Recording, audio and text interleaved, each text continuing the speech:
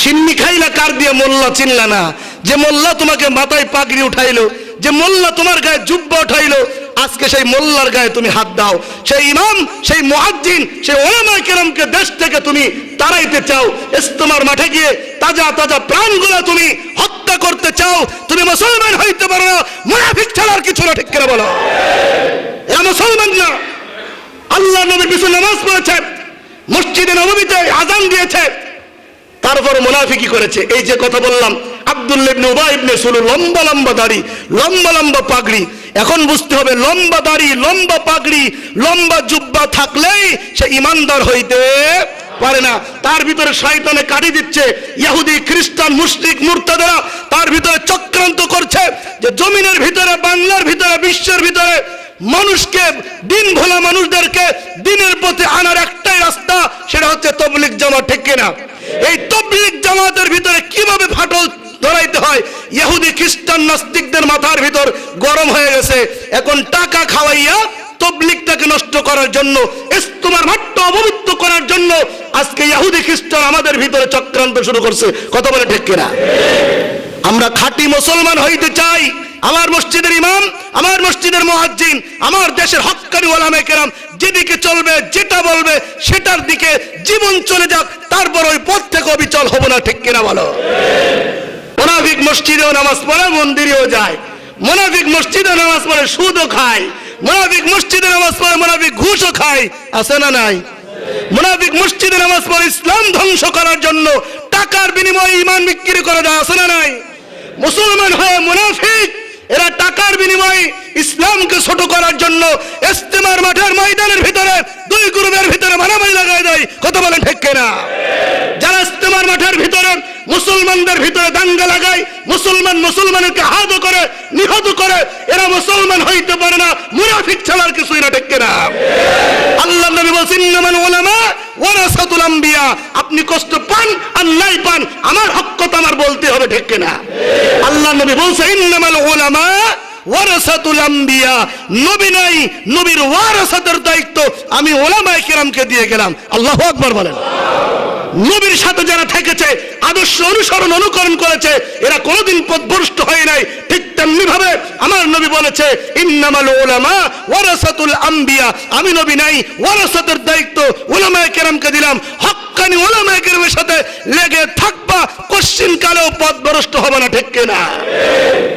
আর কয় কি আমরা উলামায়ে কেরামের সাথে নাই? তিন চিল্লা, দুই চিল্লা, এক চিল্লা লাগাইয়া হুজুরে এসে ভুল ধরে। আছে না নাই? কথা বলেন, আছে না নাই? হুজুররা কি জানে? কথা বলে ঠিক কিনা? আরে ভাই, ভারাক্রান্ত হৃদয় নিয়ে বলতে হয়। আপনি, আমি, আমরা সবাই দাড়ি কাড়ি, সুদ খাই, জিনাবে বিচার করি। মানুষের দ্বারে বুঝাইয়া, শুনাইয়া, হাতে পায়ে ধইরা তোমাকে চিল্লাই পাঠাইলাম, 3 দিন পাঠালাম, 1 সাল পাঠাইলাম, 3 দিন গিয়ে 2-4টা মাসলাও আপনি মুখস্থ করে এখন নামাজের মুসল্লা এসে হুজুরের ভুল ধরে। আছে না নাই? আরো জোরে বলেন, আছে না নাই? এখন কয় উলামায়ে কেরাম নাই, উলামায়ে কেরামের পিছনে নাই তারা। উলামায়ে কেরাম থেকে যারা ছিন্ন থাকতে চায়, মনে করতে হবে এদেরকে শয়তানে পাইছে। ঠিক কিনা? কারণ উলামায়ে কেরাম ছাড়া পৃথিবীর জমিনে চলা আর বিকল্প কোন রাস্তা নাই। একজন উলামায়ে কেরামের কি মর্যাদা জানোনি? একজন হক্কানি উলামায়ে কেরাম এশার নামাজ পড়ে সারা রাত ঘুমাবে, আর তুমি একজন আবেদ সারাটা রাত ইবাদত করবা। কয় তোমার ইবাদতের চেয়ে একজন আলেমের ঘুম আল্লাহর কাছে কোটি গুণ উত্তম। সুবহানাল্লাহ বলেন।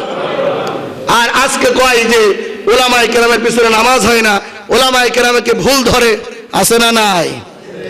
বুঝতে হবে যে মুসলমানের ভিতরে ষড়যন্ত্র, চক্রান্ত, মুনাফিক ঢুকে গিয়েছে। টাকার লোভে তার ঈমান বিক্রি করে দিচ্ছে, তাবলীগ জামাতকে দ্বিখণ্ডিত করছে। কথা বলেন ঠিক কিনা? হক্কানি উলামায়ে কেরামকে আমরা ছাড়তে রাজি না। কথা বলেন ঠিক কিনা? রাজি আছে তো ইনশাআল্লাহ? যে আমরা সবসময় চাইবো যে উলামায়ে কেরামের তত্ত্বাবধানে যে কাজ চলবে সেটার পিছনে আমরা আছি। কারণ এই কাজ এনেছিলেন উলামায়ে কেরাম।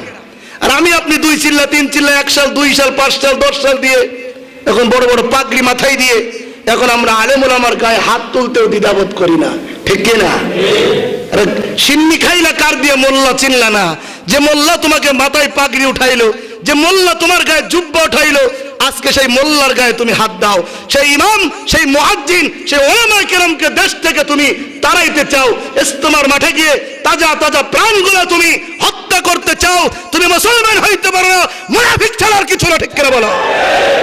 এরা মুসলমান না।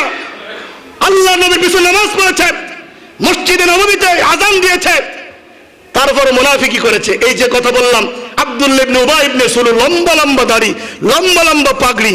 এখন বুঝতে হবে, লম্বা দাড়ি, লম্বা পাগড়ি, লম্বা জুব্বা থাকলেই সে ইমানদার হইতে পারে না। তার ভিতরে শয়তানে কাটি দিচ্ছে, ইহুদি, খ্রিস্টান, মুশরিক, মুরতাদেরা তার ভিতরে চক্রান্ত করছে যে জমিনের ভিতরে, বাংলার ভিতরে, বিশ্বের ভিতরে মানুষকে, দিন ভোলা মানুষদেরকে দিনের পথে আনার একটাই রাস্তা, সেটা হচ্ছে তাবলীগ জামাত, ঠিক কিনা? এই তাবলীগ জামাতের ভিতরে কিভাবে ফাটল ধরাইতে হয়, ইহুদি, খ্রিস্টান, নাস্তিকদের মাথার ভিতর গরম হয়ে গেছে। এখন টাকা খাওয়াইয়া তাবলীগটাকে নষ্ট করার জন্য, ইজতেমার মাঠটা অপবিত্র করার জন্য আজকে ইহুদি, খ্রিস্টান আমাদের ভিতরে চক্রান্ত শুরু করছে। কথা বলে ঠিক কিনা? আমরা খাঁটি মুসলমান হইতে চাই। আমার মসজিদের ইমাম, আমার মসজিদের মুয়াজ্জিন, আমার দেশের হক্কানি উলামায়ে কেরাম যেদিকে চলবে, যেটা বলবে সেটার দিকে জীবন চলে যাক, তারপর ওই পথ থেকে অবিচল হব না, ঠিক কিনা বলো? হ্যাঁ ভাই, সাতপন্থী, জুবায়ের পন্থী, ইসলামে এমন কোন পন্থী নাই। রাসূল এবং আল্লাহর পথে পরিচালিত হইতে হবে, ঠিক কিনা? আল্লাহর পথ, রাসূলের পথ, ঠিক কিনা? ওই সাতপন্থী, জুবায়ের পন্থী, এই পন্থী দেখার তো সময় নাই। হ্যাঁ, আমি সাদের সাথেও নাই, আমি জুবায়ের সাথে নাই। সাদের ভিতরে যদি আল্লাহ এবং আল্লাহর রাসূলের পরিপূর্ণ হক হালালি পাই, তাহলে আমি তার সাথে আছি। জুবায়ের পন্থীদের সাথে যদি হক হালালি পাই, তাদের সাথে আমি আছি। কিন্তু যার ভিতরে যত সময় পর্যন্ত ইস্তেকামত থাকবেন এবং হক্কানিয়তের উপর থাকবেন, তাদের সাথে আমরা আছি, ঠিক কিনা? এজন্য আমি বলতে চাই, খুব সোচ্চার মুনাফিক রূপের কিছু দালাল, কিছু চক্রান্ত আমাদের ভিতরে ঢুকে গিয়েছে আমাদের ঈমান আমল নষ্ট করার জন্য। কথা বলে ঠিক কিনা? এজন্য আমাদেরকে আজকে খুব সোচ্চার হতে হবে, খুব সতর্ক থাকতে হবে, যেন আমাদের ঈমানটা কেউ নষ্ট করতে না পারে। আরে ভাই, উলামায়ে কেরামের সাথে থাকলে কি সমস্যাটা কি? উলামায়ে কেরাম তো কোনোদিন আপনাকে জাহান্নামের পথের কথা বলবে না। দুটি রাস্তা, দুটি পথ, হ্যাঁ ভাগ হইতেই পারে, কিন্তু দেখতে হবে কোনটার ভিতরে হক্কানিয়াত আছে। যুগে যুগে আল্লাহ নবীর সাহাবীদের জামানা থেকে এই ডিভাইডেড চলে আসছে, কিন্তু হক হালালিটা আমাকে বেঁচে চলতে হবে। মাওলানা সাদ সাহেব দামাত বরকাতুহুম অধিক পরিমাণে উনি ভুল করেছেন, মাসলা মাসাইল সম্পর্কে উনি ভুল ফতোয়া দিয়েছেন।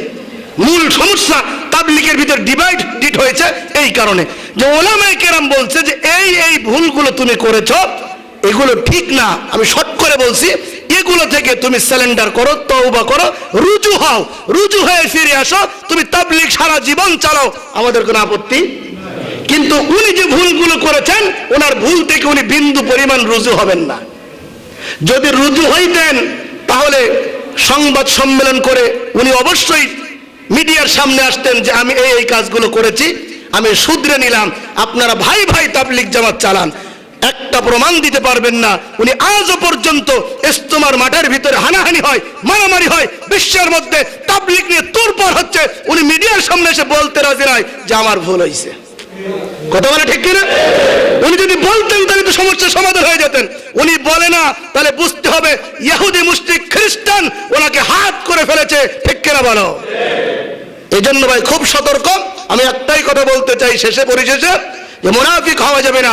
উলামায়ে কেরাম যেদিকে থাকবেন, হক্কানি উলামায়ে কেরাম যেদিকে থাকবেন, তাবলীগ যেভাবে পরিচালনা করবেন, জীবন যেতে রাজি, কিন্তু ওই পন্থা থেকে সরে আসতে বিন্দু পরিমাণ রাজি না।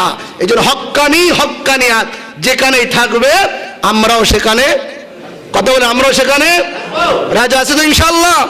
আল্লাহ পাক আমাদের আমল করার তৌফিক দান করে।